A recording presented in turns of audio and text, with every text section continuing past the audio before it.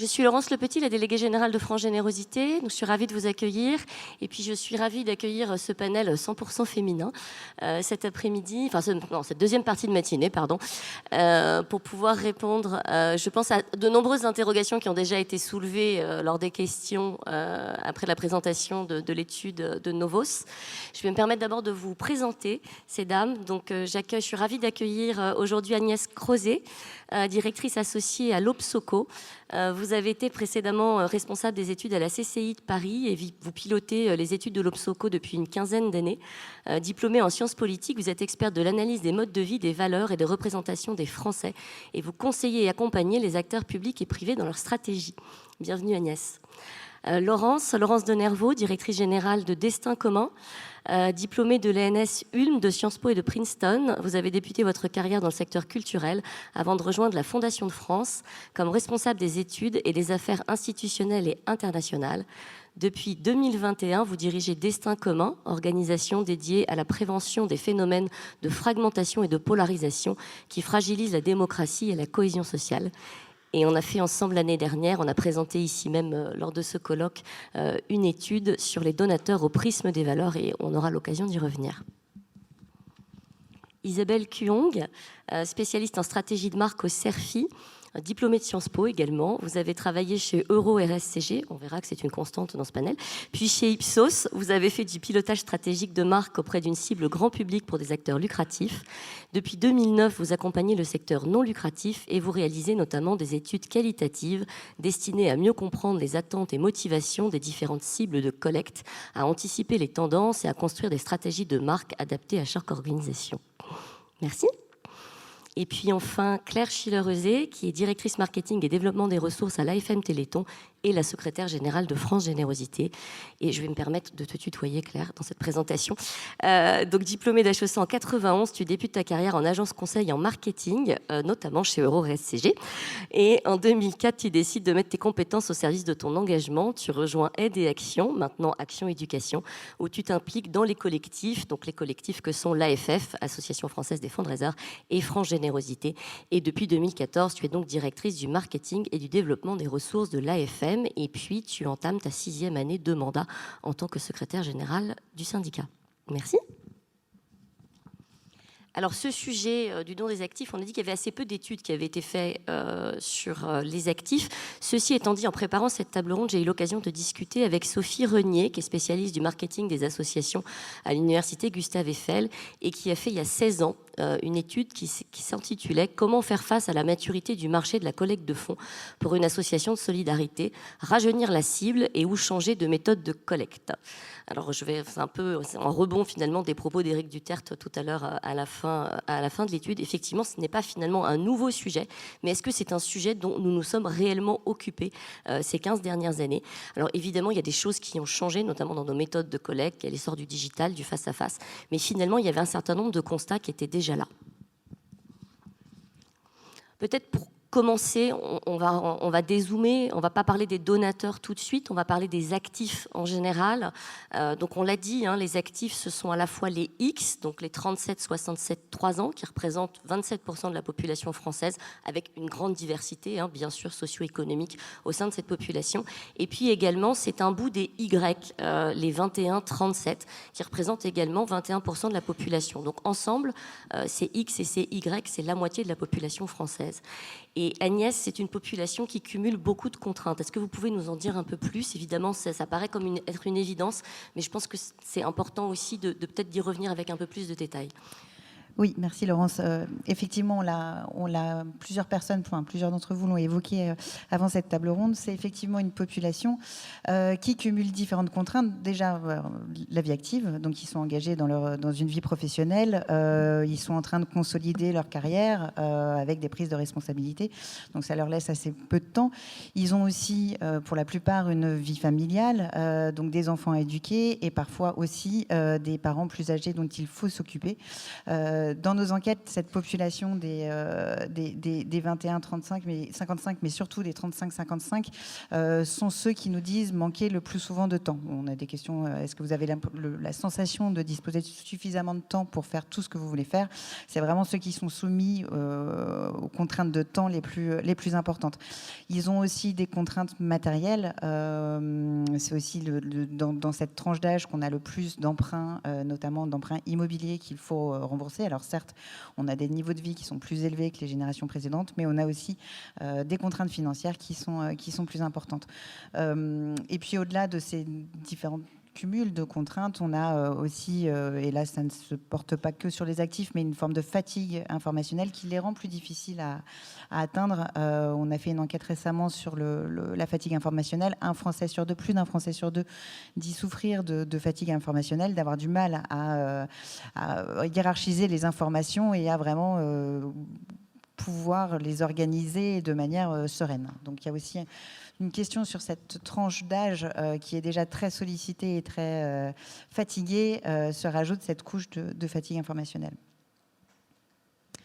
Donc il y a un effet cycle de vie, certes, que je viens de décrire, mais il y a certainement aussi chez cette population-là un effet générationnel, notamment pour les plus vieux. Ils sont nés dans les années 70, à une période, à un moment où un processus qu'on appelle le processus d'individualisation de la société s'est vraiment enclenché, c'est-à-dire une forme d'autonomisation de l'individu par rapport à la société, une aspiration à la réalisation de soi qui se fait beaucoup plus prégnante, et donc du coup une forme de délitement des structures traditionnelles de l'engagement, et du coup les moteurs de l'engagement chez cette génération-là notamment ont changé par rapport aux générations précédentes. Donc un effet cycle de vie avec une population très occupée, mais aussi un effet générationnel avec un changement dans la société dont on pourra peut-être reparler un petit peu plus tard. Oui, bien sûr. Merci beaucoup, Agnès. Et puis peut-être aussi un rapport différent à la confiance. Laurence, je ne sais pas si tu peux peut-être nous éclairer un peu sur cette question-là que vous avez beaucoup travaillé chez Destin Commun. Oui, merci beaucoup, Laurence. Et bonjour à tous, ravi d'être avec vous. Merci à France Générosité pour cette invitation. Quand on parle des 35-55 ans, ça a déjà été dit, on sait que c'est une génération assez composite, diverse. Nous, Destin Commun, on a la particularité d'analyser la société française, pas seulement sous l'angle socio-démographique, mais aussi sous l'angle des systèmes de valeurs et des visions du monde. C'est une approche qui vous avait déjà été présentée l'année dernière, donc je ne vais pas y revenir dans le détail, mais en se focalisant sur cette tranche d'âge, ce qu'on voit, c'est qu'effectivement, tout à l'heure, Éric Duterre disait quels sont les points communs entre un cadre à la défense, un gilet jaune, un agriculteur dans le Morvan. Eh bien, si on se réfère à notre segmentation par famille de valeurs, pour commencer à dire des choses un petit peu objectives et factuelles, en fait, il y a deux familles qui sont surreprésentées assez nettement dans cette tranche d'âge. Ce sont ceux que nous appelons les attentistes et ceux que nous appelons les laissés pour compte, qui sont les plus nombreux dans cette tranche d'âge. Donc les laissés pour compte, ce sont souvent des gens qui sont dans l'emploi mais relativement modestes, voire précaires, qui peuvent avoir du mal à joindre les deux bouts. Et les attentistes, ce sont des groupes un peu plus jeunes, vraiment souvent assez marqués par l'individualisme, pour rebondir sur ce que disait Agnès, et pas seulement l'individualisation, et qui, face à un monde qui est perçu comme dangereux, comme complexe, vont avoir tendance à se replier sur le cocon. Donc c'est assez important de constater qu'en fait, si on met ces deux groupes ensemble dans cette tranche d'âge, c'est 45% de cette tranche d'âge-là. C'est quasiment la moitié de cette tranche d'âge-là. Donc déjà, on comprend qu'il y a un frein assez net à l'engagement dans toutes ses formes. On pourra y revenir. Alors du coup, je voudrais aussi rebondir, quand on parle de confiance, sur un point qu'Agnès vient d'évoquer, qui est la confiance dans l'information. Je voudrais vraiment enfoncer le clou, parce que ça me semble très très important d'en prendre bien conscience. Les Français dans leur ensemble, et ce groupe-là en particulier, ont un rapport à l'information qui est profondément dégradé, déréglé, on pourrait dire même. On a publié une étude nous aussi sur ce sujet l'année dernière qui s'appelle « Information, 50 nuances de défiance ». Et il me semble même que le terme de fatigue informationnelle est même en deçà de la réalité. On a parlé d'un rapport pathologique à l'information.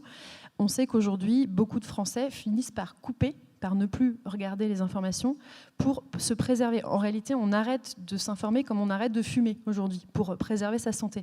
Et ça, c'est, pour vous donner le chiffre, c'est un Français sur 4, un peu plus, c'est 28% qui disent qu'ils suivent moins les infos parce qu'ils les trouvent trop anxiogènes. Et chez nos laissés pour compte, qui sont donc surreprésentés chez nos actifs, c'est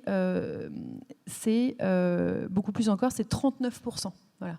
Donc ce phénomène qu'on a appelé nous, de sécession médiatique, il est très présent dans cette tranche d'âge qui est dans une forme d'angoisse vis-à-vis de la dureté du monde. Et on sait que l'actualité est particulièrement caractéristique en ce moment de ce phénomène. Et alors ensuite, pour creuser aussi sur d'où vient en fait cette défiance qui dépasse largement la défiance vis-à-vis des journalistes et des médias, hein. En fait, dans nos études récentes, un petit peu en filigrane de nos analyses, et donc là je dézoome par rapport à la problématique du don, on a identifié 3 constantes qui reviennent systématiquement, 3 marqueurs très forts de l'époque, qui sont d'une part l'incertitude. Paradoxalement, aujourd'hui, l'incertitude, c'est la seule constante. C'était très vrai au moment du Covid, mais ensuite la guerre en Ukraine, l'inflation, etc. On a beaucoup de mal à se projeter, on a l'impression que l'horizon est bouché. Ensuite, le sentiment d'impuissance, des termes qu'on entend très souvent quand on fait des études quali, c'est on a l'impression d'être des pions, on est trop petit, on a l'impression de subir, voilà, quels que soient les domaines de la vie. Et puis le sentiment de complexité.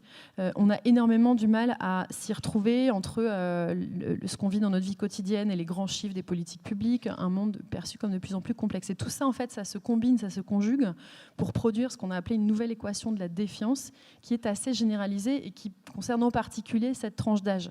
Voilà, donc ça, bon, alors c'est pour insister sur les constats. Ensuite, on va en venir à des réponses. Qu'est-ce qu'on fait face à ça? Mais en tout cas, je pense qu'il faut en être conscient. Il y a notamment un enjeu de travailler sur plus de lisibilité, peut-être tout simplement avec les échelles, varier les échelles. Donner de la lisibilité sur finalement quels sont les objectifs à 3 mois, à 3 ans, à 30 ans. Au niveau spatial aussi, donner un maximum de lisibilité, parce qu'on entend beaucoup de gens dans des focus group nous dire « je me sens perdu ». En fait, cette sensation est assez frappante. Ouais, effectivement, on va revenir sur ces leviers de la confiance.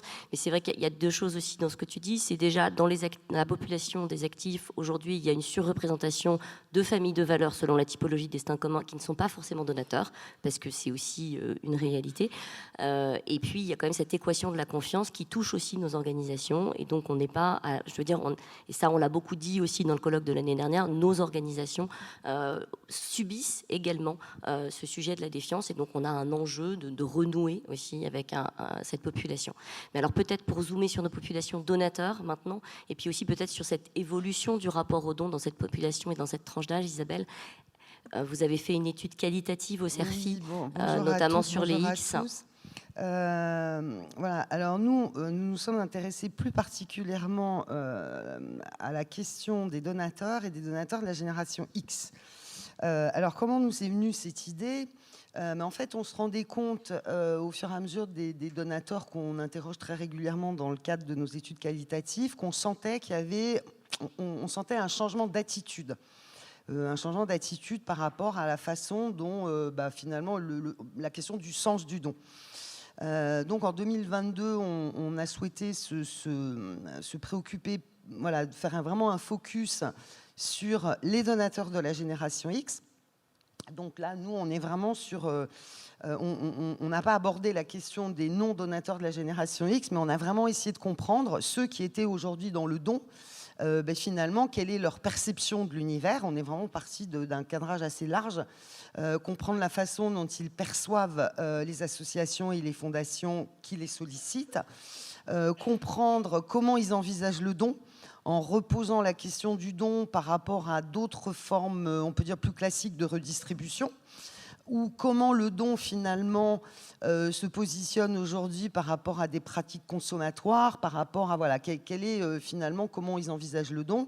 Et enfin, on les a aussi beaucoup questionnés sur la façon dont ils perçoivent aujourd'hui les messages qui leur sont adressés.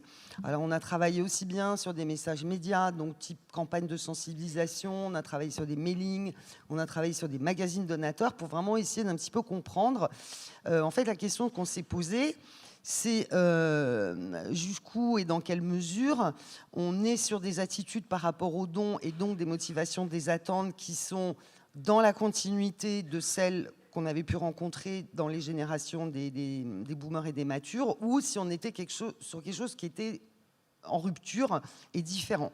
Et la conclusion à laquelle on est arrivé, qu'il y a quand même un vrai changement une attitude en émergence qui est significativement différente.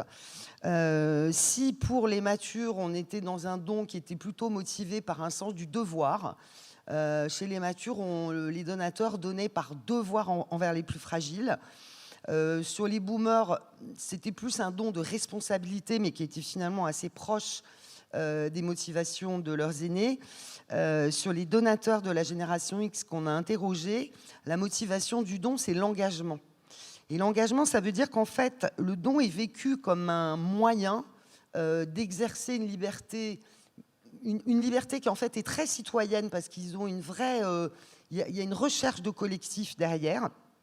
Et c'est une liberté citoyenne qui va de la liberté de penser à la liberté d'agir. Leur don leur apparaît finalement comme un champ d'action, un domaine dans lequel ils ont la possibilité d'exprimer ce qu'ils pensent réellement. Ils n'ont pas forcément l'impression qu'ils ont cette possibilité à travers les voies politiques classiques. Ils n'ont pas forcément le sentiment qu'en votant, ils vont être capables de faire valoir leur point de vue sur un sujet. Ils se questionnent aussi sur... c'est aussi une alternative, ou en tout cas une compensation, ou quelque chose de beaucoup plus satisfaisant que la consommation. Alors, il n'est pas question de ne plus consommer, mais en tout cas, il y a une interrogation sur les limites de l'hyperconsommation. Et on sent qu'il y a des arbitrages qui peuvent se faire entre soit je vais affecter telle somme à une consommation quelle qu'elle soit, soit je vais l'affecter sur du don, et au final, qu'est-ce qui va être le plus satisfaisant? Voilà, donc en termes de valeur, il y a aussi une vision qui, je dirais, devient beaucoup plus sociétale. On ne donne pas simplement... Enfin, l'idée du don, c'est pas pour éradiquer un fléau, la faim, la maladie. C'est plus pour agir sur un problème sociétal. L'objectif du don, c'est la finalité du don, c'est une société plus juste. La notion de justice est très importante et plus respectueuse de l'humain, du vivant. Alors, selon les sensibilités, selon les personnes, ils vont être plutôt plus sensibles à des sujets humains, ou au contraire plus sensibles à des sujets qui vont toucher les animaux, l'environnement, l'écologie, ou ils peuvent avoir aussi des approches, j'allais dire, beaucoup plus holistiques, dans lesquelles ils envisagent que l'humain, la nature, les animaux, tout ça, ça forme un tout, et que partout où on leur donne les moyens, on leur propose de réparer quelque chose, de faire en sorte que la société devienne plus juste, eh bien, ils sont prêts à le faire. Alors, merci. Mais moi, ce qui m'interroge dans ce que vous dites, c'est le côté de alors, la question de la cohérence. Je pense qu'on va y revenir, mais il y a aussi cette question d'appréhension plus holistique qui, quelque part, va... alors, je ne sais pas si c'est en contradiction, mais ça m'intéresserait de vous entendre sur cette question. Quand on regarde les chiffres de Novos, on voit bien qu'il y a une prégnance du prélèvement automatique dans cette population et de la cause unique. C'est-à-dire qu'on a un don moyen plus élevé, il se fait plus en prélèvement automatique, il se fait auprès d'une seule organisation. Qu'est-ce que ça vous dit? Alors effectivement, parmi les donateurs que nous avions recrutés, donc c'était tous des donateurs recrutés sur fichier, donc on est vraiment parti sur des données comportementales. On aurait pu aussi travailler sur des données déclaratives, mais là, bon, on était plutôt sur alors on a distingué, on a travaillé sur des récents, des fidèles, des plus généreux, mais finalement on s'est rendu compte qu'il n'y avait pas sur les sujets qu'on a investigués, il n'y avait pas de grosse différence. On était plutôt sur des donateurs qui étaient en prélèvement automatique. Donc on a bien cette tendance qui a été observée d'une génération qui va avoir une préférence pour le prélèvement automatique. Ce qu'on a constaté, c'est qu'ils avaient tendance vraiment à distinguer deux types de dons. Il y a ce qui relève pour eux d'un don structurel. Donc là, effectivement, ils vont choisir 1, 2, 3 associations et ça n'ira pas tellement au-delà. Et là, ils vont être sur du prélèvement automatique. Et de l'autre côté, ils s'autorisent aussi ce qui est plus de l'ordre du don conjoncturel.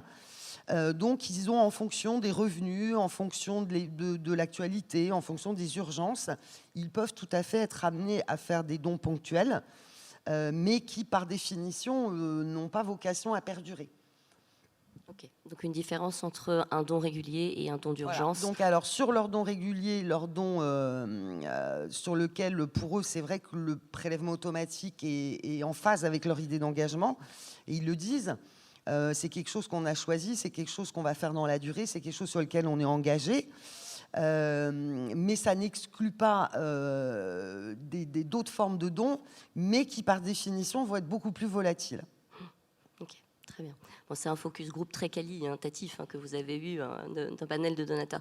Moi, il y a quand même quelque chose qui m'a vraiment interpellée dans l'étude de Pierre. On en a beaucoup discuté en équipe. On s'est posé la question de savoir si on était passé à côté d'une génération de donateurs. Claire, je pense que c'est une des questions qu'on a partagées ensemble lorsqu'on a préparé cette table ronde.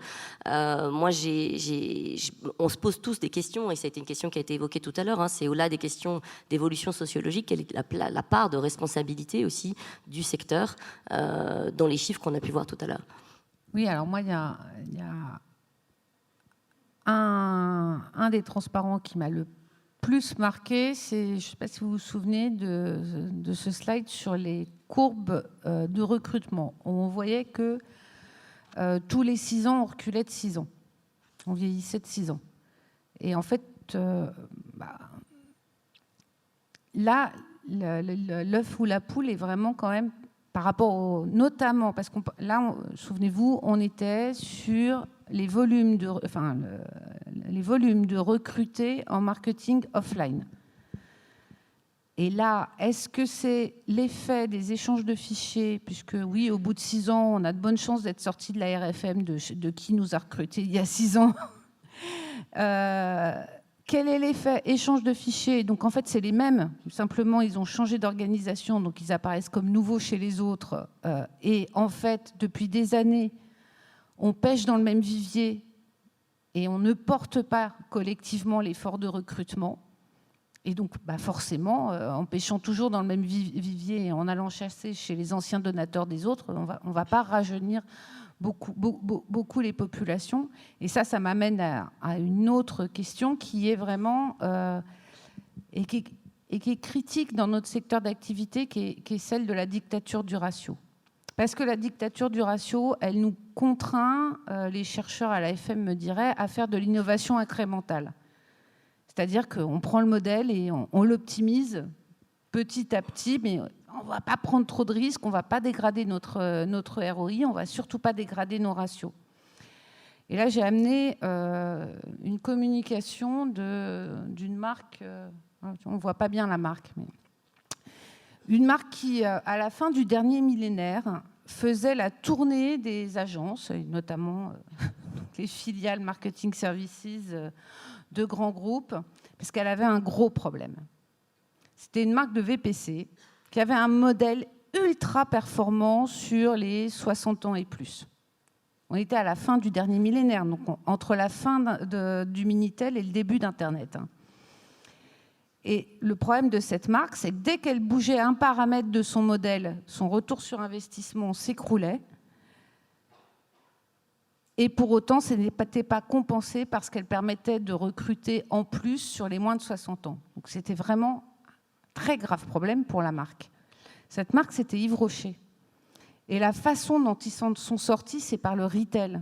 Ce n'est pas en optimisant leur modèle de VPC. C'est en partant dans un tout nouveau circuit de commercialisation qui était totalement nouveau pour eux, qui étaient les boutiques.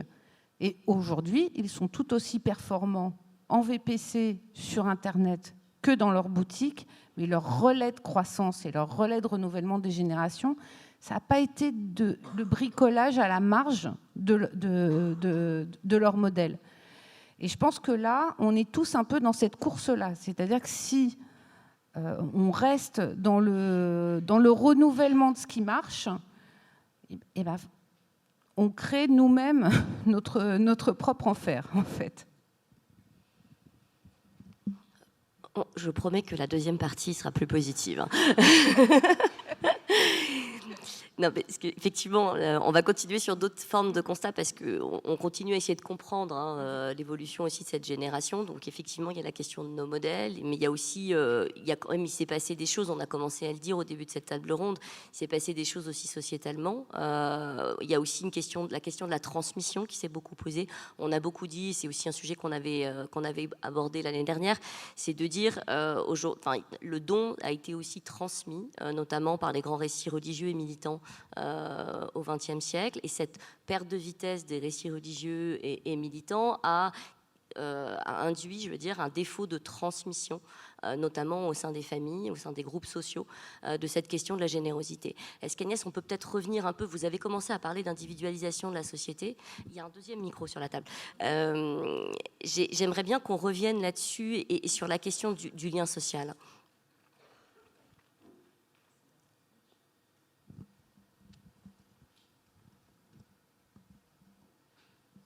Vous m'entendez? Oui. Oui, je reviens sur cette question d'individualisation de la société, à ne pas confondre avec l'individualisme, exactement. Merci Laurence. Oui, effectivement, vous le disiez Laurence, on a une perte de résonance des grands récits, qui soient politiques ou religieux, et concomitamment, et qui ont certainement a fait perdre cette tradition du don chez la génération qui nous intéresse.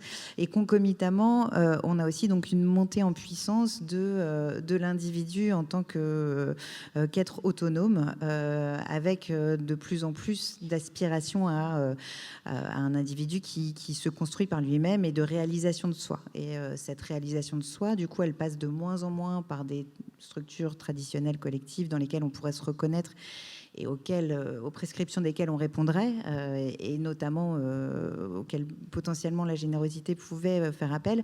Et elle passe de plus en plus bien par un individu qui, pour se construire, va aller picorer des valeurs dans un groupe social et puis dans un autre, mais être beaucoup moins dans la verticalité et dans la descendance. Et donc, du coup, il y a à la fois ce désir de se construire individuellement avec des choses et des valeurs auxquelles on aspire, mais parallèlement aussi un besoin de s'exprimer et d'exprimer de sa responsabilité, qui peut notamment passer par le don, ou en tout cas plus largement par des formes d'engagement, que ce soit le don, le bénévolat, et donc une aspiration aussi à recréer du lien social de manière beaucoup plus horizontale.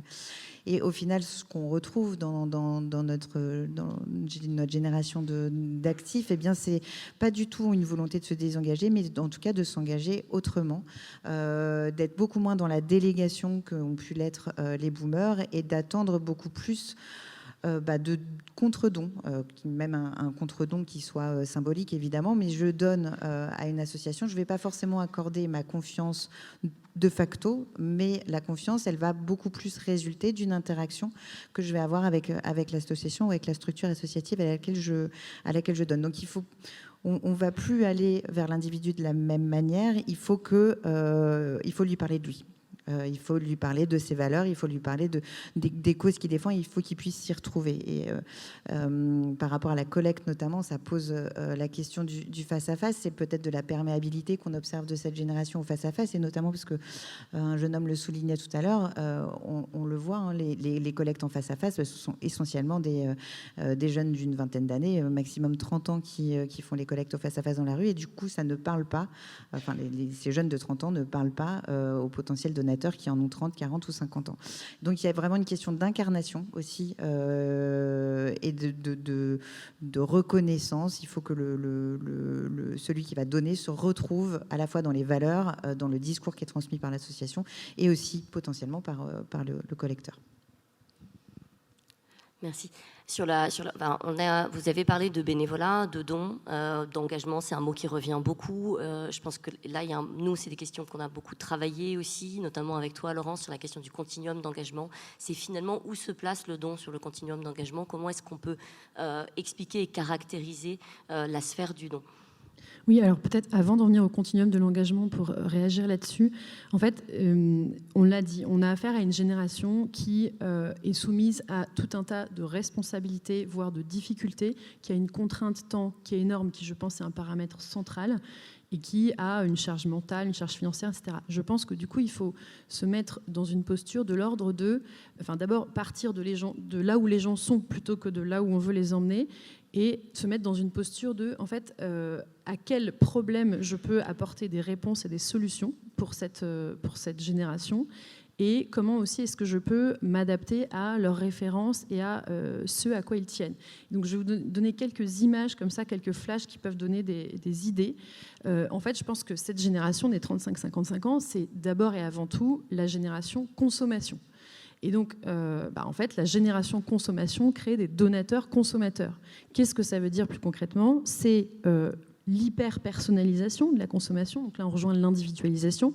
Nous, on avait fait une étude l'année dernière sur l'abstention et on voit des correspondances très nettes. Une des phrases qu'on a le plus entendues, c'est des personnes qui disaient « Je ne me suis reconnue à 100% dans aucun des candidats, donc je n'ai pas voté ». Sauf que le vote, c'est pas ça, en fait. C'est pas se reconnaître à 100%. Mais en fait, on est tellement habitué à pouvoir customiser à l'infini ce qu'on consomme. On choisit les ingrédients de sa salade, on choisit les caractéristiques de sa copine sur Tinder, etc. Donc pourquoi est-ce qu'on ne pourrait pas hyper personnaliser aussi notre don, etc. C'est ça le paradigme de référence. Toujours dans l'univers de la consommation, c'est aussi la génération Amazon. C'est quoi un des vecteurs majeurs du succès d'Amazon ? C'est le suivi de la commande. C'est à chaque heure, quasiment à chaque minute, je peux voir où est mon colis. Et donc, d'où, de façon quasi inconsciente, cette exigence de plus en plus élevée et quasi ingérable, hein, j'en conviens volontiers, du donateur de pouvoir toujours lire le suivi de son don. Et toujours dans cette posture de, finalement, c'est quoi leur vie, c'est quoi leurs difficultés et comment est-ce qu'on peut se mettre dans leur basket et leur apporter des réponses à leurs préoccupations, à leurs problèmes. Deux autres petites images comme ça, c'est aussi la génération coaching. Cette génération, en fait, c'est la génération, ces actifs, dans laquelle aujourd'hui quasi tout le monde a un coach professionnel, un coach sportif, un coach de vie, un coach conjugal, tout ce qu'on veut. Mais c'est devenu en fait un schéma structurant, je pense, dans la vie de ces générations. Donc peut-être qu'il faut aussi que les acteurs de la générosité se mettent dans cette posture du coach. Qu'est-ce que ça veut dire la posture du coach ? On retrouve la personnalisation. Le coach, il part de qui vous êtes, qu'est-ce que vous aimez, qu'est-ce que vous savez faire, etc. Et aussi une posture positive de je vais vous féliciter, je vais vous encourager, je vais célébrer chaque petite victoire, etc. Et très concrète. Voilà, c'est des pistes, des clés. Et puis dernière petite image comme ça, quand on pense vraiment à qui est cette génération, qui est moins positive, là je suis désolée, mais c'est aussi la génération Prozac. C'est en fait à partir de 40 ans que la prise d'antidépresseurs augmente très fortement. Donc, ça aussi, il faut en tenir compte, toujours dans cette idée de partir de là où les gens sont. En fait, est-ce qu'il y a un moyen de leur dire, alors c'est un peu caricatural, hein, mais je sais pas, au lieu de prendre des antidépresseurs, devenez donateur. Enfin, c'est un peu le, mais c'est en tout cas, il faut, c'est juste pour expliquer qu'il faut vraiment être ultra conscient de quelle est leur vie, quelle est leur aujourd'hui, qu'est-ce qui les caractérise, et il y a aussi ça. Et comment est-ce qu'on en tient compte pour ne pas être dans une forme de déni et occulter complètement ce qui est la vie, la façon de raisonner, le rapport au monde en fait de cette génération. Voilà. Isabelle, vous voulez rebondir, je sens, avant qu'on revienne au continuum de l'engagement. Moi, je voudrais, rebondir. Vous m'entendez ? Oui. Rebondir par rapport à ce qu'Agnès et Laurence viennent de dire. Alors, sur l'effet Prozac, je pense que c'est pour donner aussi une petite image, on peut l'a observé, enfin, on peut l'observer à travers les donateurs X qu'on a interrogés. Ils veulent du positif. Ce qu'ils veulent quand on les interpelle sur un sujet, c'est qu'on leur montre le résultat. Et le résultat, il doit être positif, il doit être heureux. Alors ça pose toujours la question de si on montre que des images positives, on ne comprend pas quel était le problème en amont. Mais le problème, il faut vraiment qu'il soit évoqué, mais il ne faut pas que ça heurte. Donc il y a eu tout ce qui fonctionnait assez bien sur les matures finalement, qui était toujours de montrer des choses assez moches, qui avaient pour mérite de réveiller une empathie assez forte sur la génération X. En fait, ça les fait fuir. Et ils le disent eux-mêmes, dès l'instant où on commence à leur envoyer des images qui sont pas assez heureuses à leur goût, ils détournent tout de suite l'attention. Donc c'est forcément pas la même façon de leur parler. Et également sur cette question de délégation et de confiance, faire un don à une association, ça reste fondamentalement une idée de délégation, mais il y a une très nette évolution dans cette attente de délégation. c'est qu'ils veulent bien déléguer, mais ils veulent se sentir partie prenante. Donc, il y a une réduction de la distance. C'est pas je fais un chèque et puis je vous fais confiance et puis à la limite, je vous fais confiance, donc j'ai même pas... Là, c'est vraiment se sentir partie prenante. Ils veulent être au plus près des salariés, des bénévoles et du terrain. C'est effectivement, peut-être on peut comparer ça avec le suivi d'une commande sur Amazon. Ils veulent voir en gros leurs dons en action. Alors, c'est quand ils le choisissent, parce que ils n'aiment pas trop tout ce qui est un peu trop intrusif. Ils ont quand même un petit peu tendance à... Ils veulent se ménager aussi une certaine liberté d'accès à l'information. Mais ils veulent voir, ils veulent savoir ce qui se passe avec leurs dons, comment c'est utilisé, comment... donc, il y a une délégation, mais qui évolue de façon assez structurelle. Et juste là-dessus sur Amazon, en même temps, je pense que vous êtes sans doute beaucoup dans la salle à vous dire on n'a pas envie d'être Amazon, et tant mieux. Amazon, c'est un anti-modèle, c'est archi pourri. Donc peut-être que, en fait, il faut aussi partir de là où les gens sont aujourd'hui. De fait, c'est une référence, même peut-être inconsciente, etc. Et peut-être prendre le contre-pied de ça en disant nous ne sommes pas Amazon, nous ne le serons jamais, nous ne pourrons pas l'être, parce que cette exigence d'être partout à la fois, d'être sur le terrain, de tout suivre tout le temps, on sait que c'est une illusion aussi. Donc il faut aussi en tenir compte. En réalité, c'est pas faisable. Claire, tu veux réagir? Oui, alors, moi, je vous parle donc de la FM Téléthon, donc une collecte par nature événementielle. Donc, effectivement, quand on nous dit l'avenir est dans le prélèvement automatique, on va le développer, évidemment, mais je pense que tout ça, ça nous interroge vraiment sur de quoi on parle. On parle du don. Finalement, le don, c'est une des façons les plus simples de s'engager. Nous, une de nos opérations qui marche le mieux, on demande d'abord aux gens s'ils veulent devenir bénévoles. On dit, mais si vous n'avez pas le temps, vous pouvez faire un don. Mais c'est tout bête. Mais... Et dans cette génération-là, alors là, je vais revenir un peu sur le Téléthon quand même, mais dans cette génération-là, on l'a dit, on a une charge financière, mais on a aussi une charge mentale qui est très élevée. On a une vie professionnelle à réussir, on a des enfants à élever, etc. Mais il n'empêche qu'on peut s'investir dans la proximité, sur la kermesse de l'école des enfants, dans le club de foot, dans le club de sport. Ce n'est pas du bénévolat pour nos grandes associations. C'est quelque chose de très local. C'est aussi le terreau du terrain du Téléthon, la fameuse force T dont vous entendez parler. Donc nous, les actifs, ce n'est pas forcément par le don qu'on les attrape la première fois. C'est souvent par une autre forme d'engagement. Ça, c'est un premier point. C'est penser à engagement et pas forcément seulement don financier.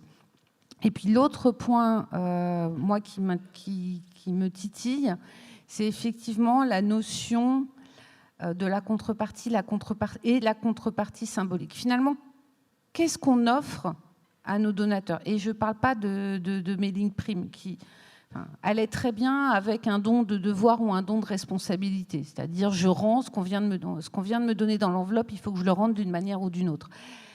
Là, effectivement, on voit que on est autour de questions, autour de la confiance, autour du sentiment d'utilité. Et je veux croire, et j'ai l'impression que c'est aussi une des choses qui se joue dans le Téléthon, du sentiment d'appartenance. D'appartenir à un collectif positif qui change les choses, qui change la donne. Ce n'est pas un hasard si notre claim de campagne cette année, c'est grâce à vous.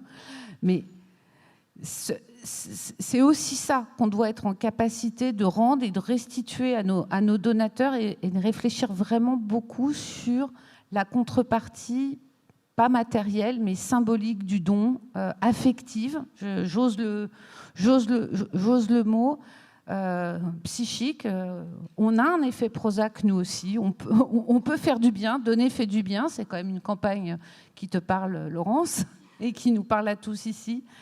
Voilà, je pense que ça nous amène vraiment à réviser un peu notre logiciel pour adresser cette population, pardon pour l'anglicisme, pour s'adresser à cette population.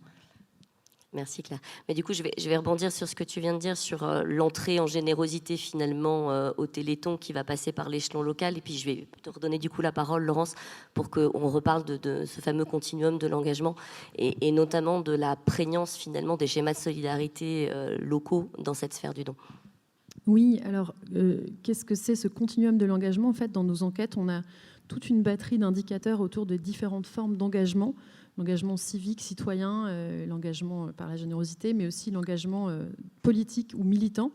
Et ça fait un moment qu'on se questionne, et dans un dialogue avec France Générosité, sur dans quelle mesure est-ce que c'est un continuum, dans quelle mesure est-ce qu'il y a des phénomènes de cumul entre ces différentes formes d'engagement, et aussi des combinaisons spécifiques à certains groupes. Des groupes où on va retrouver des formes d'engagement qui les caractérisent. Donc on a fait ce travail, je vous montre juste un slide qui synthétise cette... Alors, est-ce que je vais y arriver? Je pointe vers l'écran, mais ça sert sans doute à rien. Voilà. Merci. Donc, en fait, ce que vous avez là, merci beaucoup, c'est une analyse quantitative qui a fait une synthèse de tous nos indicateurs sur ces différentes formes d'engagement et qui les a classés selon deux axes. L'axe horizontal, c'est tout simplement le degré d'engagement. On a appelé ça le capital d'engagement, faible à gauche, fort à droite. Donc ça, c'est tout simplement le cumul. Finalement, combien de formes d'engagement on va cumuler et l'axe vertical qui est plus analytique et qui problématise plus le sujet, c'est est-ce que ces types d'engagement vont être plutôt de l'ordre de l'engagement politique, voire militant, ou bien plutôt des engagements de type plus conventionnel et liés à des engagements de proximité. Donc vous avez, vous voyez tout en haut à droite, vous avez participé à un meeting politique. C'est à la fois une forme d'engagement très forte, enfin très engageante, voilà, et évidemment très politique. Vous avez les dons à un élu, vous avez le fait de participer à une manifestation qui est un peu plus bas, signer une pétition également. Et puis, vous avez le don qui est quelque part au milieu. Et vous voyez que nos familles de valeurs se situent à différents endroits de ce spectre. Les deux familles de valeurs qui sont les plus donatrices, ce sont les militants désabusés en rouge et les stabilisateurs en vert. Et du coup, vous voyez apparaître plus ou moins au centre de ce schéma ce qu'on a appelé la sphère du don associatif, où on voit, on a situé d'ailleurs les donateurs en tant que tels, en bleu foncé là. Et ce qui est intéressant, je trouve, c'est de voir que ce rond jaune, il est finalement assez bas sur l'axe vertical. Ce qui veut dire que, en tendance, en général, le don est plus proche des types d'engagement conventionnels et de proximité que des types d'engagement politiques et militants. Et ça, il me semble que ça va peut-être un peu à rebours de la tendance actuelle. Alors ça c'est le cœur de notre sujet, nous, Destin commun, on analyse la polarisation, qui est une tendance extrêmement forte en ce moment. Eh bien, peut-être que les donateurs ne sont pas vraiment, justement, représentatifs de cette tendance de polarisation qui va pousser une lecture très binaire et très politisée et militante des sujets, peut-être qu'ils se retrouvent plus dans quelque chose de plus mesuré, plus nuancé et qui les ramène aussi vers du local et de l'ancrage.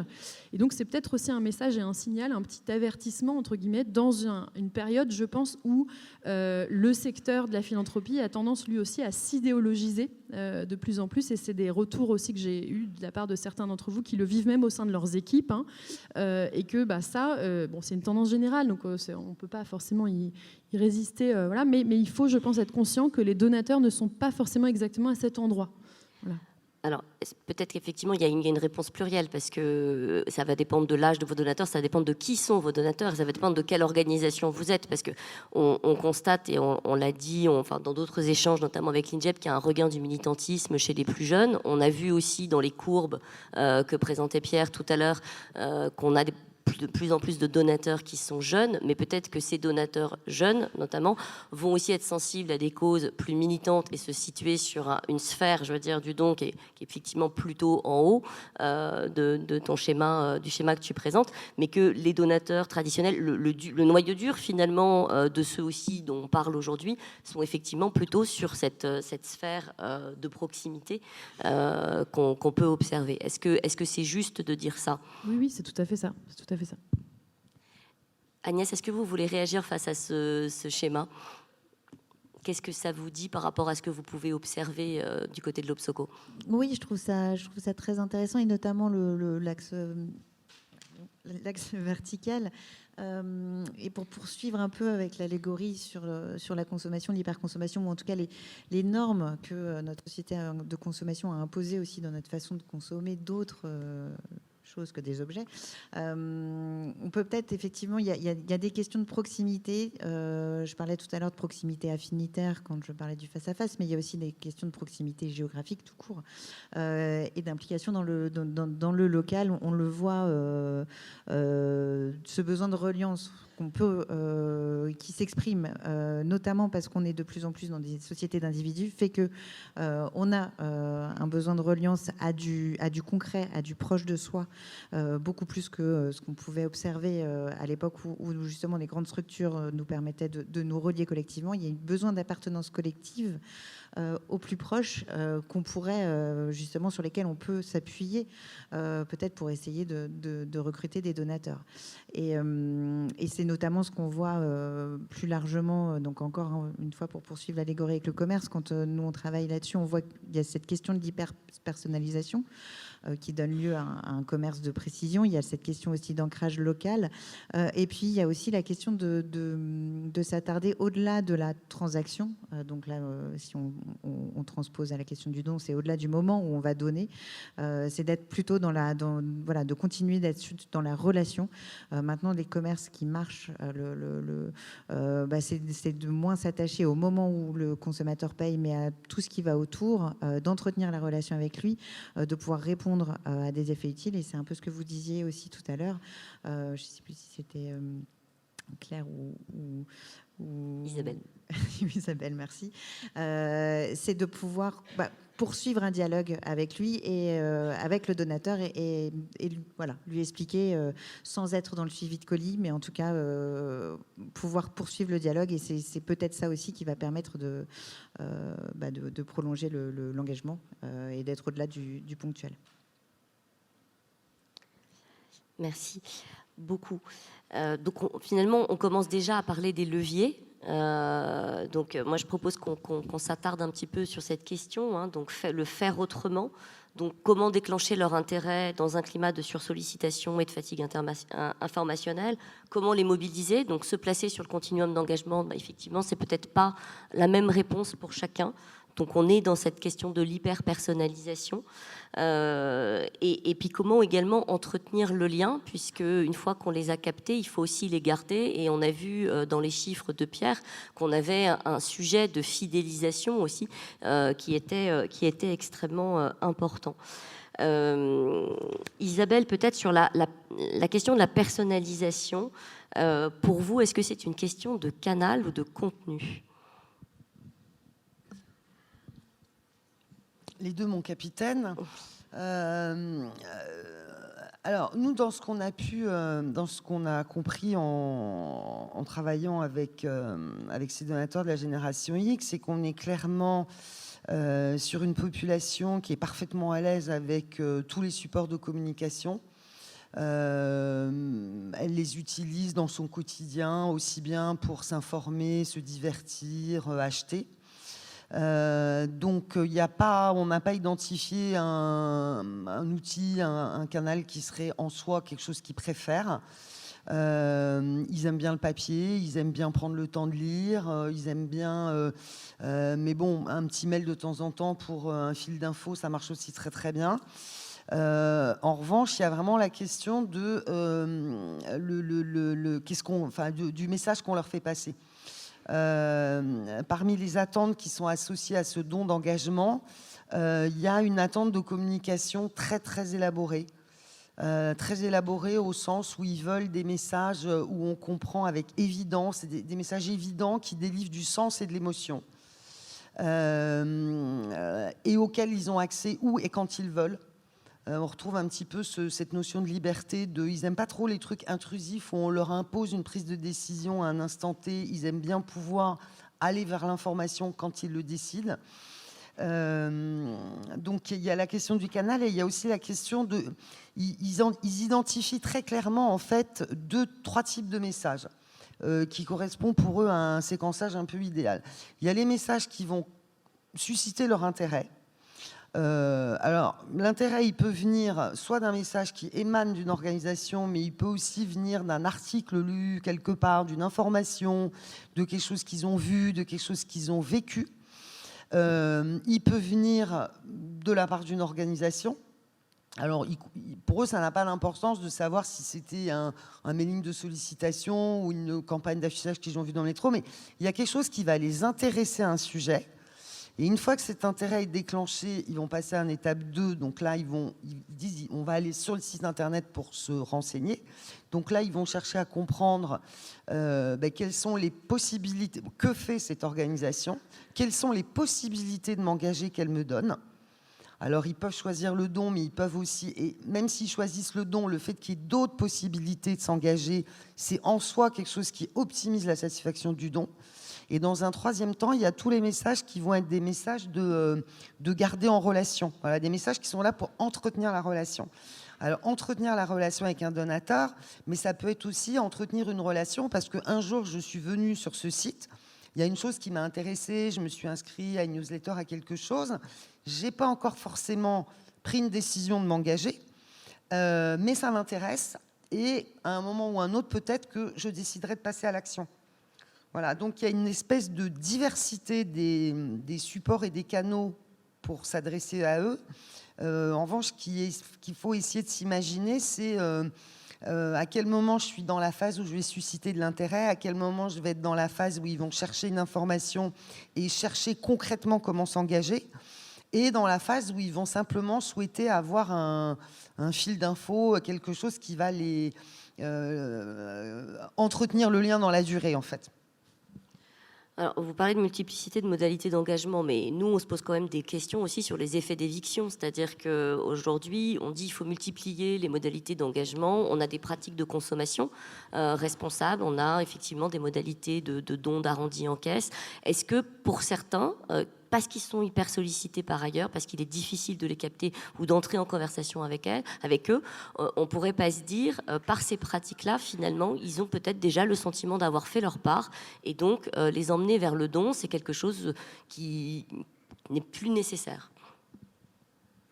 Alors, ceux avec lesquels on a travaillé, eux, ils avaient choisi le don. Et quand on parle de démultiplication des possibilités de s'engager, ce sont en rien des formes d'engagement qui les détournent des dons et des sommes qu'ils donnent.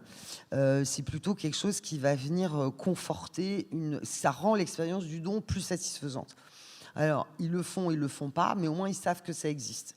Ils savent que dans telle association, le jour où ils auront un peu plus de temps, ils seront disponibles, ils pourront faire du bénévolat. C'est une modalité qui leur sera proposée. Ils savent que en participant finalement à ce collectif que propose l'association, ils vont pouvoir à un moment donné signer une pétition, ils vont pouvoir voilà. Donc ils le font pas, mais en tout cas ça existe. Et donc pour eux finalement c'est que du plus. Alors après, sur des populations qui n'ont pas encore franchi le pas du don, là, on peut se poser la question. Je lisais des résultats d'études sur la question de l'arrondi solidaire.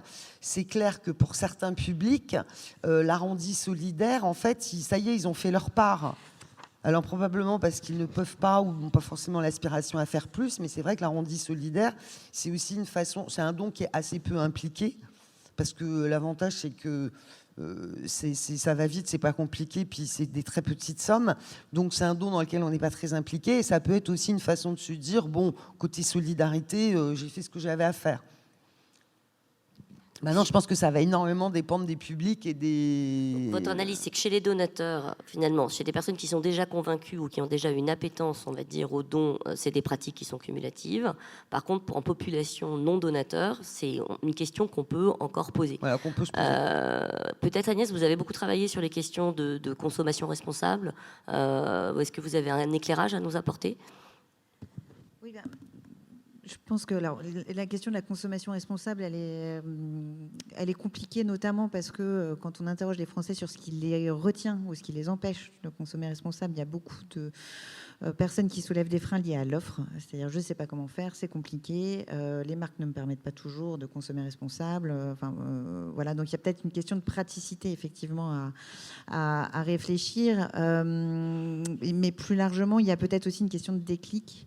On sait, on en avait parlé en préparant la table ronde, que parfois, notamment chez les générations au-dessus, ou en tout cas les retraités, ceux qui ont le temps, parfois le don vient de la possibilité de se confronter à un engagement bénévole, aussi ponctuel soit-il, qui permet en fait d'ouvrir un peu les yeux et de voir ce que fait l'association, et du coup d'avoir envie soit de continuer le bénévolat, soit de s'engager autrement à travers du don. Peut-être qu'aussi, du coup, on pourra essayer d'aller vers eux en suscitant un événement ponctuel qui leur permettrait de s'engager, ou en tout cas de se frotter à la solidarité. Et puis, c'est aussi peut-être en s'appuyant sur cette génération d'actifs qui, on le dit, a des enfants. On parlait tout à l'heure d'une question de transmission qui ne se serait pas faite sur cette génération. Ça peut peut-être aussi profiter de leurs enfants pour les convaincre et leur dire, à travers le don ou à travers votre engagement dans différentes fondations ou associations, vous pouvez transmettre des valeurs à vos enfants. Et donc faire de ces enfants-là, des enfants de nos actifs, des prescripteurs du don, que ce soit pour leur transmettre des valeurs, ou parce que peut-être aussi au sein de l'école et dans un tissu plus local, ils vont être confrontés à ces associations qui vont peut-être aussi permettre d'amener cette population un peu éloignée à donner. En tout cas chez les non-donateurs actuels. Sur la question des enfants, dans le cadre du baromètre image et notoriété, Lucie Pfilgard, notre ingénieure d'études, avait fait une étude croisée. Elle avait effectivement regardé sur cette population active qui avait répondu à l'étude, et on avait constaté une proportion de donateurs beaucoup plus importante chez les actifs ayant des enfants. Et donc il y a la question de j'ai des enfants, probablement je suis aussi plus inscrit dans mon tissu local, j'ai une proportion plus forte de dons, au don, en tout cas. Laurence, je ne sais pas si là-dessus c'est des choses que tu as pu observer également. Oui, je pense que ça peut un peu jouer dans les deux sens, parce qu'en même temps il y a la charge mentale, la charge financière qui est plus importante, mais oui, je pense qu'effectivement ça joue dans ce sens-là d'une sensibilité plus forte au sujet, et aussi d'une préoccupation de l'ordre de la transmission, de quel est le monde dans lequel mes enfants vont vivre, etc. Peut-être pour revenir aussi sur la question des canaux, des contenus, des formats, pour aller sur des choses concrètes, sur qu'est-ce qu'on peut faire pour ces cibles-là. Je pense que pour revenir au paradigme de la consommation, ça peut paraître paradoxal, mais je pense qu'il y a toujours un peu de paradoxe comme ça, c'est les deux à la fois. C'est une génération, et dont on fait très largement partie, qui est à la fois très accro à la consommation et en même temps de plus en plus critique, avec parfois même des réactions quasi allergiques ou de rejet. Et ça se traduit aussi par un rejet de ce qui est hyper marketé, hyper léché, hyper... voilà. Ça, on l'a testé, nous, dans des tests sur les réseaux sociaux, où on fait ce qui s'appelle du A/B testing. On teste... différents messages, des messages identiques en faisant varier seulement un paramètre à chaque fois. Et sur des populations de 40-50 ans, on voyait qu'un même message dans un format ultra marketé, ultra lisse, versus, en fait, on arrache une feuille de son cahier, on l'écrit et on en prend une photo un peu de traviole et on la poste. En fait, ça suscitait finalement moins de méfiance, moins de défiance, parce que ce qui est hyper institutionnalisé et marketé aujourd'hui, ça suscite parfois un peu de défiance. Donc ça peut être aussi une piste de réflexion. Et en lien avec ça, c'est la question des émetteurs, qui on va faire parler. Tout à l'heure, on a parlé de l'enjeu de l'identification. C'est aussi la logique de prescription par les pairs, aller chercher des émetteurs qui vous ressemblent, et ça peut même être des logiques de recommandation, d'ambassadeurs, d'aller recruter. On sait quand on fait la courbe de à qui est-ce que vous faites confiance aujourd'hui. Alors les journalistes, les médias, on l'a dit tout à l'heure, ça arrive tout en bas, en tout dernier. Il y a les politiques qui sont pas très loin, voilà. Les élus locaux étant un peu mieux situés. Et puis après, il y a les petits commerçants, etc., qui s'en sortent mieux. Et ceux qui arrivent tout en haut, c'est les proches, en fait. Donc, comment aussi est-ce qu'on capitalise là-dessus pour aller chercher des logiques de prescription par les pairs dans un format de plus en plus, dans des logiques de plus en plus horizontales? C'est la question, donc la question du multimodal, la question du local, la question de l'engagement personnalisé. Claire, le Téléthon, vous avez fait un peu tout ça. Vous êtes la méta-expérience de fin d'année qui mobilise l'ensemble de ces canaux. Est-ce que tu peux nous dire comment le Téléthon a aussi évolué avec le temps pour aussi peut-être répondre à ces enjeux? Oui, c'est vrai que si on reprenait le graphique de Laurence sur l'axe vertical, au départ, il n'y a pas plus vertical que le Téléthon. Un programme télévisuel avec des vedettes un par un qui vous invite à faire des promesses de dons en appelant un numéro de téléphone.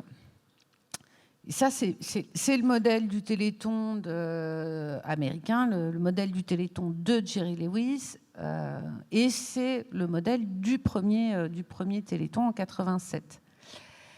Et puis très vite, et ça c'est intéressant parce que ça n'a pas forcément été une stratégie de l'association, ça s'est produit et l'association s'est ensuite organisée pour le structurer.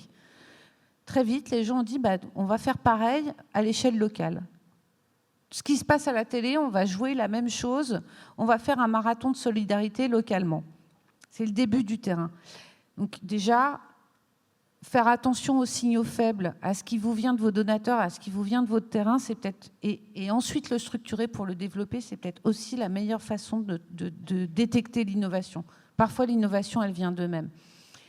Donc c'est cette force de l'AFM Téléthon qui est ce terrain, qui est cette proximité et qui est portée par ce qu'on appelle les organisateurs d'animation du Téléthon, qui pour la plupart, alors on a quelques retraités, quelques seniors, mais pour la plupart, ils sont dans cette tranche d'actifs parce que c'est le club de foot local, alors ça peut être l'association du troisième âge, mais c'est toutes les amicales de commerçants, c'est les élus locaux, c'est tous ces gens-là qui font le Téléthon sur le terrain et qui représentent 40% de la collecte. Dans cette collecte, on a une part de dons financiers, mais on a aussi une part de consommation. Et même cette consommation-là, elle est intéressante puisque dans les retours qu'on a, dans des familles où on n'a pas beaucoup de moyens, s'offrir une crêpe et un vin chaud pour le Téléthon, offrir une attraction aux enfants, c'est une dépense un peu culpabilisante, mais comme c'est pour le Téléthon, ça l'est moins. Et donc, quand je parlais de ce qu'on apporte et de ce qu'on donne en contrepartie, là, en l'occurrence, pas seulement à nos donateurs, mais aux participants des animations, il y a aussi ça. J'ai le droit de me faire plaisir, parce que ça, c'est une autre caractéristique du Téléthon depuis le début, c'est que c'est quelque chose de joyeux. On parle de questions très graves, de maladies rares, évolutives, dégénératives, souvent mortelles, souvent fatales à des âges assez jeunes, mais on le fait toujours dans un esprit festif. Donc sur cette dimension-là, et puis évidemment, arrivent les nouvelles technologies. On n'oublie pas le chèque, mais ça concerne plutôt ceux qui sont nos seniors, mais nos seniors, on n'oublie pas qu'ils aiment payer par chèque et on ne va pas les obliger à payer autrement. Et sur ce pair à pair, qui est vraiment le fondement du terrain, c'est-à-dire je ne donne pas à la grande marque Téléthon, je donne au président du club de foot de mon village qui a organisé quelque chose pour le Téléthon, et qui a invité d'ailleurs une famille de malades de mon département à l'événement. On est vraiment dans du pair à pair très géographique. Aujourd'hui, elle se transcrit en numérique avec le peer-to-peer et les collectes en page de collecte du Téléthon. Alors, ceux qui étaient au séminaire de l'AFF, on a fait une session sur le sujet. C'est finalement la transcription en numérique de ce terrain. Et là aussi, nos collecteurs, on leur donne quoi? On leur donne les moyens d'agir. On leur donne un moyen d'agir qui est simple. Et ils s'impliquent peut-être beaucoup plus en qualité de collecteur qu'en qualité de donateur. Mais c'est un levier super intéressant. Ouais. Alors, du coup, on a donc Plusieurs modalités d'engagement, l'échelon local qui est extrêmement important, faire du conversationnel, de l'hyper-personnalisation. Finalement, tout ça, c'est quand même assez compliqué. Ça demande aussi à la fois de se remettre en cause, ça demande certainement un certain nombre d'investissements pour à la fois être capable d'être présent sur ces différentes modalités d'engagement. Peut-être qu'on peut revenir à une question centrale. Isabelle, est-ce que ça vaut le coup ? Est-ce qu'il y a un potentiel aujourd'hui sur ces dons, sur ces donateurs actifs ? Alors, je ne suis peut-être pas la meilleure personne pour répondre parce que là, sur des questions de est-ce que ça vaut le coup, il faudrait être capable de mesurer combien ça peut coûter, combien ça peut rapporter. Donc ça, moi, j'ai franchement pas d'éléments de réponse à apporter. En revanche, pour rejoindre la conclusion de Pierre ce matin, on ne voit pas très bien comment on pourrait passer à côté. Parce que ne pas les réveiller, ça voudrait dire les laisser dormir, et ce qui serait quand même un petit peu dommage. Donc la question pour moi, c'est plus comment aller les chercher effectivement. Et ça ouvre beaucoup de questions. On sent c'est vraiment dans le faire autrement qu'est la réponse. Bon, la question, c'est comment aller les chercher, et il va falloir faire autrement. Maintenant, je ne suis pas sûre que ce soit non plus si compliqué que ça.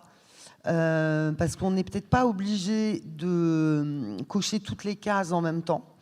Je trouve que l'exemple de Claire est extrêmement intéressant parce que finalement, cette transposition de ce qui se passe sur le terrain et qui finalement est tout à fait transposable sur des moyens digitaux, ça répond à 100% à se sentir partie prenante au plus proche du terrain.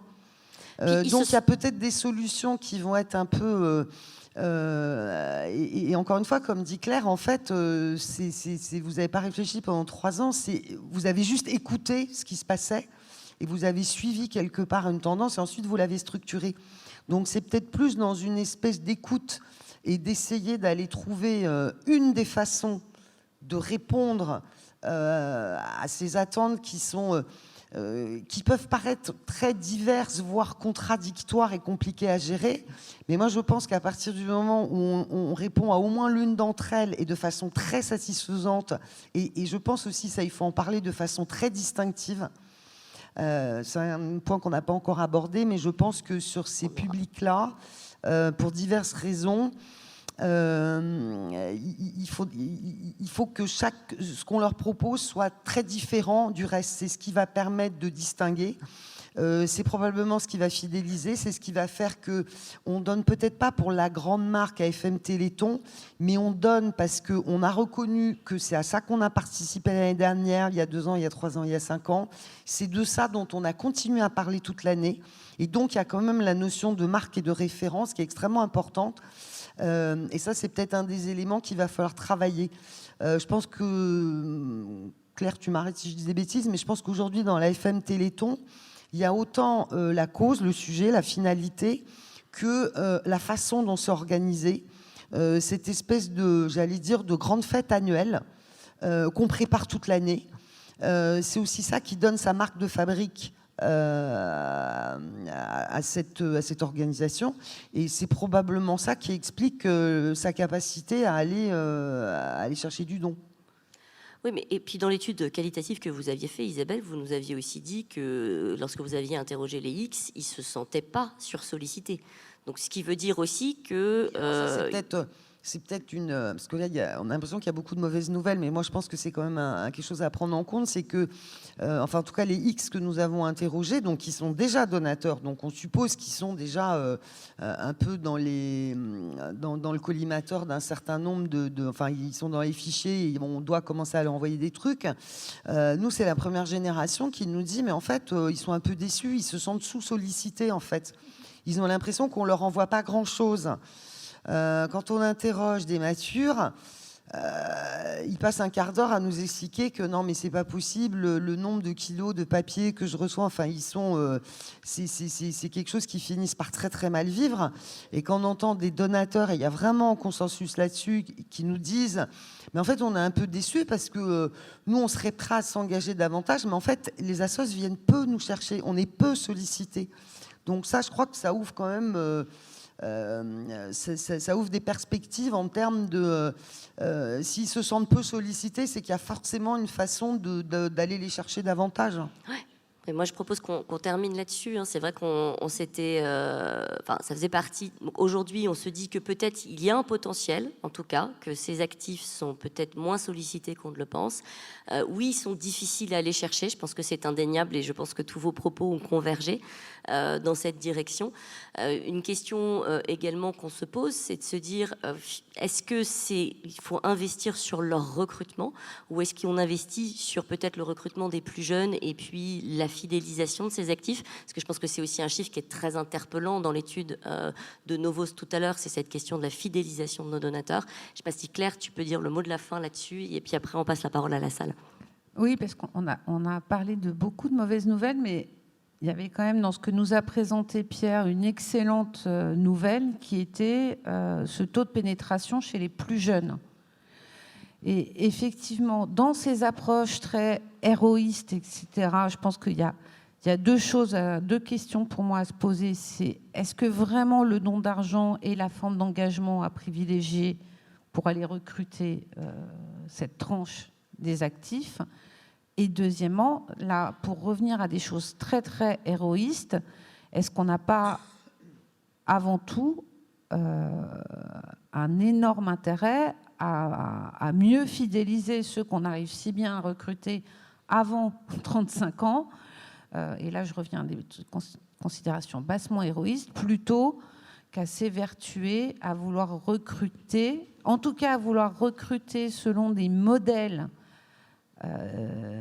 et les moyens qu'on connaît, cette tranche d'âge. Et puis vraiment, si j'avais un mot de la fin, et merci Isabelle, c'est écouter.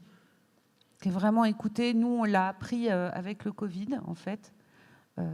On est rentré dans une relation avec nos donateurs beaucoup plus conversationnelle et beaucoup moins dans la sollicitation. Et ça a été très, très fructueux. Ça nous a appris énormément. Donc, écoutez. Merci Claire.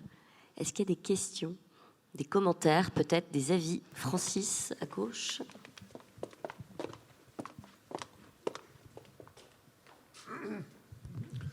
Oui, bonjour, Francis Charon, chronique philanthropique.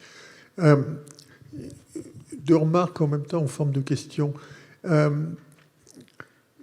Les associations dont on parle qui collectent ne sont finalement qu'un petit nombre dans le nombre des associations qui existent en France, 1,5 million d'associations. D'autre part, il y a 20 millions de bénévoles qui existent. Donc, tout ça est une plateforme d'engagement par un moyen ou par un autre. Alors, c'est sûr que le club de golf, ce n'est pas la même chose que les Restos du Cœur, mais c'est une forme individuelle d'engagement. Et ce terrain de l'engagement, est-ce qu'il est assez travaillé, comme disait Claire? Aujourd'hui, on voit bien, en tout cas par les associations, je ne sais pas, mais les fondations, d'aller au plus près du terrain pour répondre, comme tu dis, il faut écouter, donc répondre aux questions, donc apporter les solutions aux questions qui ont été posées, et non pas le contraire, et en même temps créer du lien social. Et donc là, l'association apporte une utilité sociale, et donc on lui en est reconnaissant. Quand j'entendais ce qui était dit tout à l'heure, l'utilité, il faut qu'elle soit pratique. Et donc tout ce travail qui doit être fait, alors là peut-être avec le mouvement associatif, c'est-à-dire de donner la valeur à l'engagement dans une forme de proximité, d'efficacité et de service rendu, où on met en même temps les associations, les fondations, les collectivités locales. On crée un tissu qui est un tissu propre à montrer la valeur de l'association.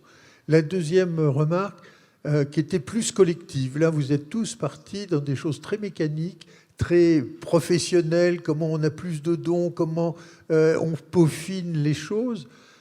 Et en même temps, l'année dernière, vous vous souvenez, il y avait une personne qui était là de la fac de la Sorbonne qui disait « Plus vous êtes dans votre canal, moins vous ouvrez vers le don ».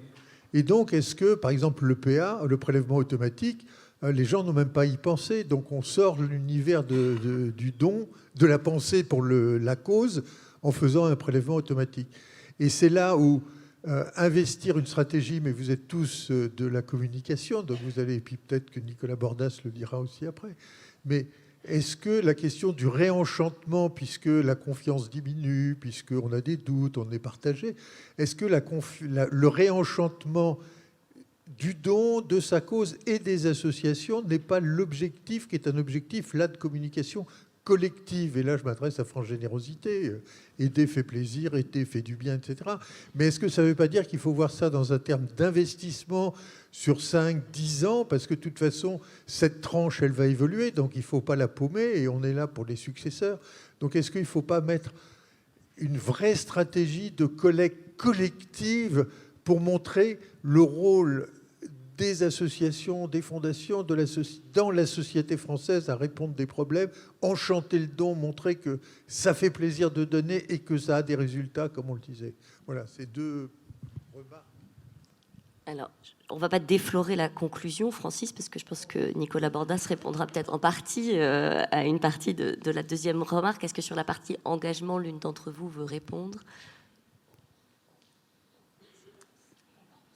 Un petit mot, parce qu'on est un peu en retard. Je reviens à ce qu'on disait tout à l'heure sur partir de là où les gens sont et les rejoindre dans leur expérience. Enfin,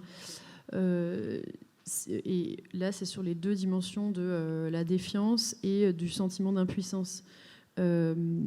Si on va pas bien et qu'on va voir un ami qui tout de suite aborde la conversation en disant tu sais qu'il y a plein de problèmes dans le monde et il faut que tu fasses ça, ça, ça, il faut que tu penses à ça, ça, ça, en fait, on va encore moins bien, quoi. Donc, évidemment que la situation est compliquée, donc, mais je pense qu'il faut quand même tenir compte et verbaliser ce que ressentent les donateurs, qui sont des Français comme les autres et qui ont ce sentiment d'impuissance, etc. Donc, quand on a un message de collecte qui est, parce qu'on n'a pas le choix, parfois particulièrement difficile, quand on parle d'enfants qui vivent dans les ruines au Yémen ou sous les bombes à Gaza, etc., et ben, comment est-ce qu'on est dans l'empathie, pas seulement avec les bénéficiaires, mais aussi avec les donateurs, en disant oui, vous et nous, on ressent tous une forme de sentiment d'impuissance, mais justement, faire un don, ça peut être votre façon de dépasser ça, voilà, et tenir compte vraiment de ça. Et sur la confiance, c'est pareil, tenir compte de cette défiance et expliquer comment, modestement, on peut